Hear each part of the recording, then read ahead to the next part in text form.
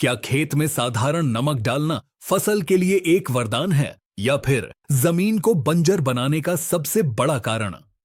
आज भी देश के लाखों किसान इस बात को लेकर बहुत बड़े भ्रम में जी रहे हैं। कोई कहता है कि रसोई का यह नमक पैदावार को रातों रात बढ़ा देता है, तो कोई कहता है कि इससे खेत हमेशा के लिए बर्बाद हो जाते हैं। आखिर इस बात में कितनी सच्चाई है? क्या साधारण नमक यानी सोडियम क्लोराइड का खेती में उपयोग करना सच में फायदेमंद है? नमस्कार किसान भाइयों, स्वागत है आपका टेक्निकल एग्रीकल्चर चैनल में। आज के इस वीडियो में हम खेती में नमक के इस्तेमाल का पूरा सच और इसके पीछे का विज्ञान बिल्कुल आसान भाषा में आपको बताने जा रहे हैं, ताकि आप किसी के बहकावे में आकर अपनी फसल और मिट्टी का भारी नुकसान न कर बैठें। चलिए इस भ्रम को आज हमेशा के लिए दूर करते हैं। अक्सर सोशल मीडिया या सुनी सुनाई बातों पर भरोसा करके हमारे कई किसान भाई अपने खेतों में नमक का छिड़काव कर रहे हैं। कोई इसे नारियल की पैदावार बढ़ाने के लिए डाल रहा है, तो कोई दीमक मारने के लिए, और कोई इसे खाद के सस्ते विकल्प के रूप में देख रहा है। लेकिन क्या आपने कभी सोचा है कि विज्ञान इस बारे में क्या कहता है? क्या 10 रुपए का यह नमक आपकी करोड़ों की बेशकीमती जमीन को हमेशा के लिए बंजर बना सकता है, या फिर इसमें सच में कोई जादुई ताकत है? आज के इस बेहद विस्तृत और तकनीकी एपिसोड में हम किसी हवाई बात पर चर्चा नहीं करेंगे।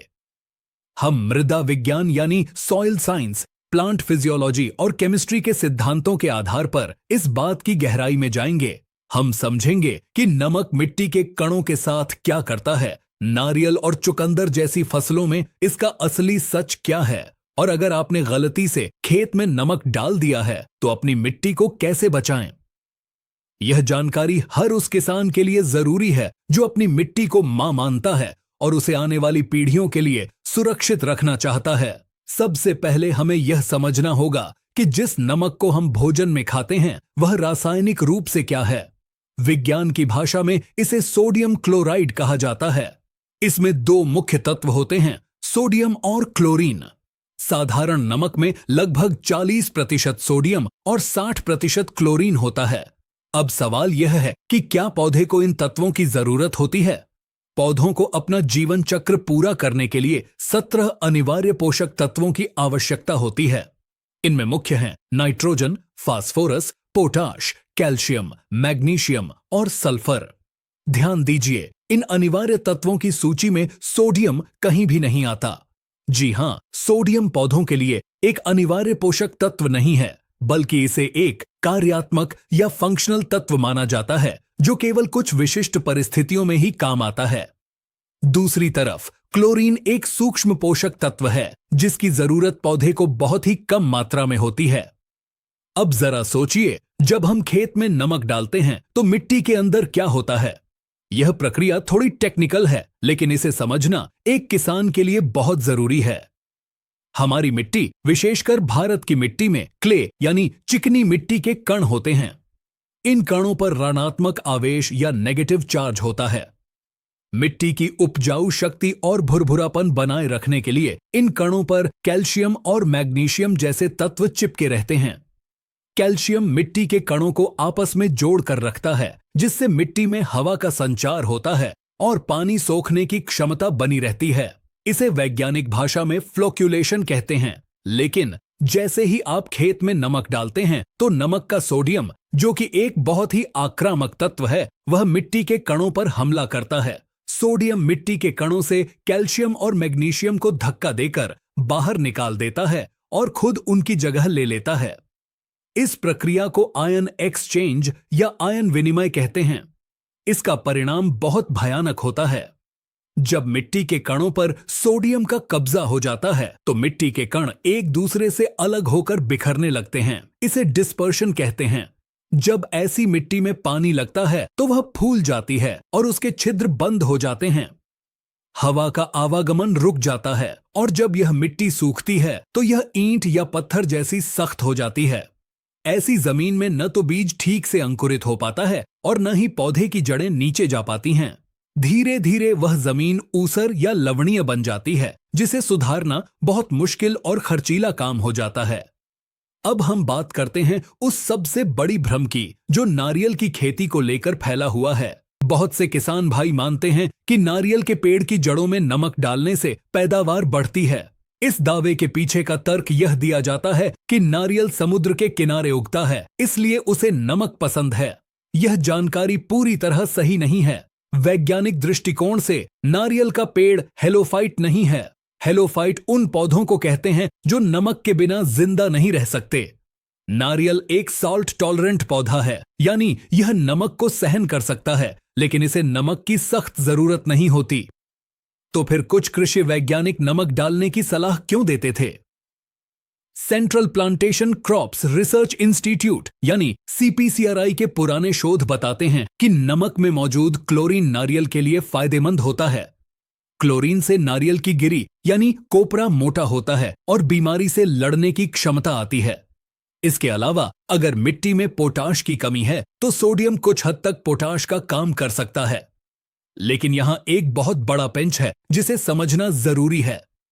नारियल में नमक का प्रयोग केवल और केवल तभी सुरक्षित माना जाता है जब आपकी मिट्टी रेतीली हो और वहां भारी बारिश होती हो, जैसे कि केरल या तटीय क्षेत्र।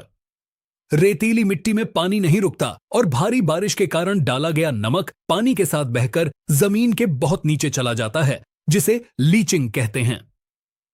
इससे नमक जड़ों के पास जमा नहीं होता।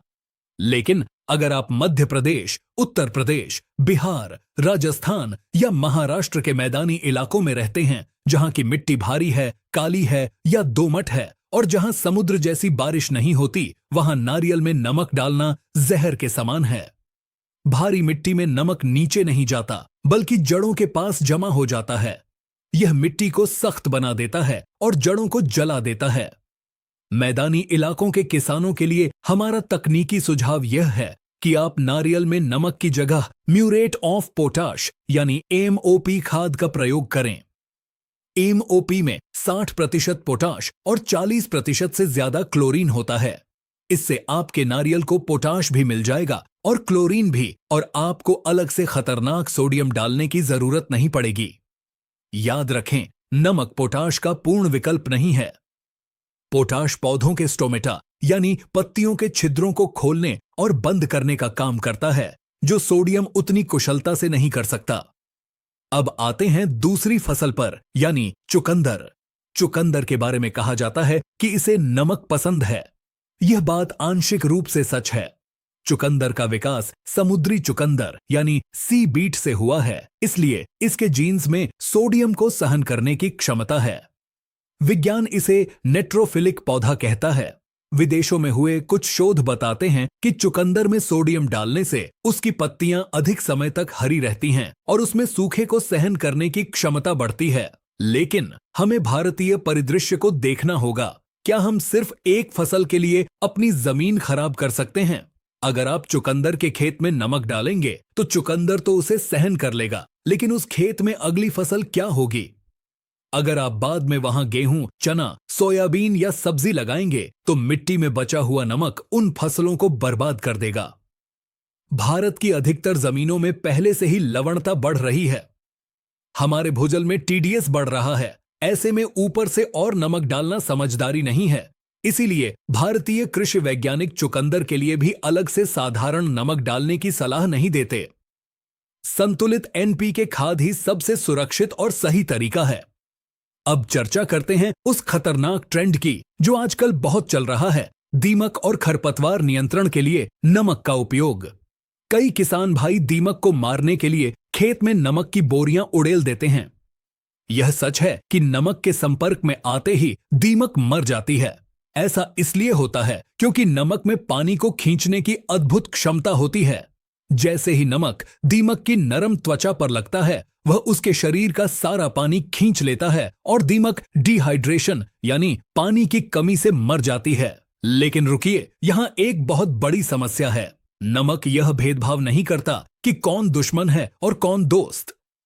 जिस प्रक्रिया से नमक दीमक को मारता है, उसी प्रक्रिया से वह आपकी मिट्टी के सबसे अच्छे दोस्त यानी केंचुओं को भी मार देता है। केंचुए किसान के लिए मुफ्त में खेत जोतने का काम करते हैं।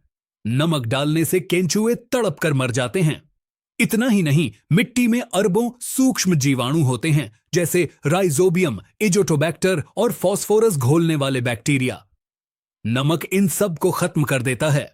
दीमक को मारने के लिए आप 50 से 60 किलो नमक खेत में डाल देते हैं। इससे दीमक तो शायद कुछ समय के लिए भाग जाएगी, लेकिन आपकी मिट्टी बांझ हो जाएगी। भविष्य में उस मिट्टी में कोई भी बीज ठीक से नहीं उगेगा। इसे हम सॉइल स्टरलाइजेशन कहते हैं। दीमक के लिए आप बिवेरिया बेसियाना या मेटाराइजियम जैसे जैविक फफूंद का इस्तेमाल करें या नीम की खली का प्रयोग करें। नमक का शॉर्टकट अपनाना बहुत महंगा पड़ सकता है। एक और महत्वपूर्ण वैज्ञानिक सिद्धांत है जिसे हर किसान को समझना चाहिए, ऑस्मोसिस और ऑस्मोटिक प्रेशर। पौधे जमीन से पानी कैसे पीते हैं? सामान्य स्थिति में पौधे की जड़ों के अंदर का घोल गाढ़ा होता है और बाहर मिट्टी का पानी पतला होता है। प्रकृति का नियम है कि पानी पतले घोल से गाढ़े घोल की तरफ जाता है। इस तरह पानी जड़ों के अंदर चला जाता है। लेकिन जब आप खेत में नमक डाल देते हैं तो मिट्टी का पानी बहुत गाढ़ा हो जाता है। अब प्रक्रिया उल्टी हो जाती है। जड़ों के अंदर का पानी बाहर मिट्टी की तरफ खींचने लगता है। पौधा पानी से भरे खेत में खड़ा होकर भी पानी नहीं पी पाता। इसे फिजियोलॉजिकल ड्राउट या दैहिक सूखा कहते हैं। आपने अक्सर देखा होगा कि ज्यादा खाद या नमक डालने पर फसल पीली पड़ जाती है और पत्तियां किनारों से जलने लगती हैं। इसे स्कॉर्चिंग कहते हैं। यह सब नमक की अधिकता के कारण होता है। अब बात करते हैं समाधान की। अगर किसी किसान भाई ने गलत जानकारी के कारण खेत में बहुत ज्यादा नमक डाल दिया है और अब मिट्टी सख्त हो गई है, पानी नहीं सोख रही है, तो उसे कैसे सुधारा जाए? विज्ञान के पास इसका भी जवाब है।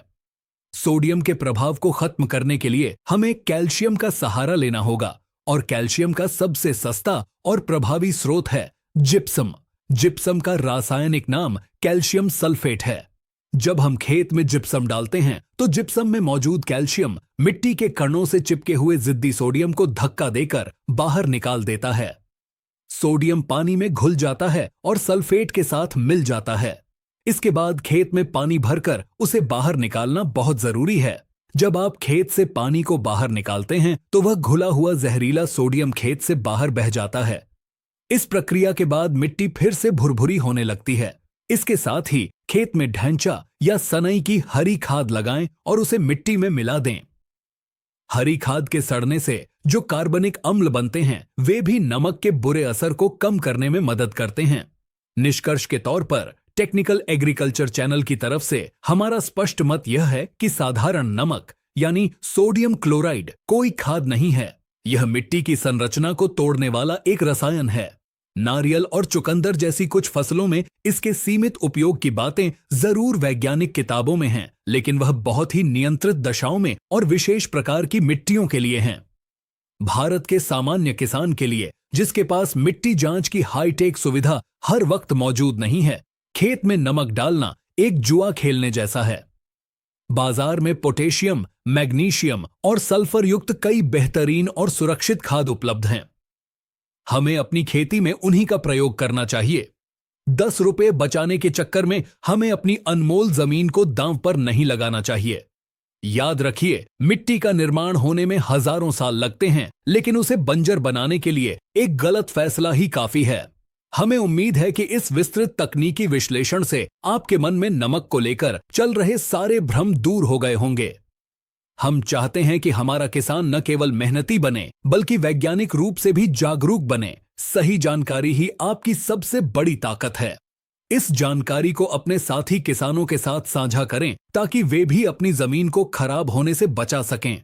किसान भाइयों, हम दिन रात रिसर्च करके बहुत मेहनत से आपके लिए ऐसी बिल्कुल सही और सटीक जानकारी लेकर आते हैं ताकि आपकी खेती का नुकसान बच सके और आपकी मेहनत का पूरा फल आपको मिल सके।